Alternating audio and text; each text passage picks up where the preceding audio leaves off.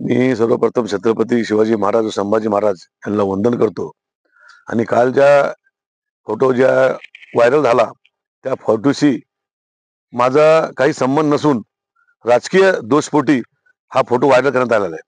हा photo 2019चा photo असून तो मुलगा माझ्याकडे जे माझं काम करणारा माझा माणूस आहे शुभम जायस्वाल त्याच्या घराच्या बाजूला राहतो आणि मला मी त्यावेळेस गटनेता झालो होतो. गटनेता झाल्यामुळे मला शुभम माझ्या स्वागतला आला आणि त्यावेळेस त्या मुलगा त्याच्यासोबत आला असन. मी नाही म्हणत नाही, पण त्याचा माझा काही संबंधच नाही. तेव्हापासून त्या मुलाला मी कधी भेटलो नाही, काही नाही. आणि दुसरं विशेष राहिलं की ज्या दिवशी घटना झाली धोळंडीच्या दिवशी आम्ही त्याच्या दुसऱ्या दिवशी माननीय कलेक्टर साहेबाला आणि एसपी साहेबाला निवेदन दिलं की जो पण आरोपी असून त्याला शासन झालं पाहिजे. त्यानंतर त्याला अटक झाली.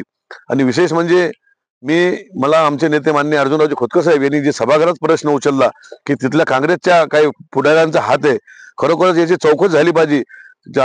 त्याचा मोबाईल पुरा हे चेक केला पाहिजे की त्यात 2-4 दिवस पहिले काय शिजलं आणि त्याच्यामध्ये कोणी त्याला करण्यासाठी वृत्त केलं हे पण तपासलं पाहिजे.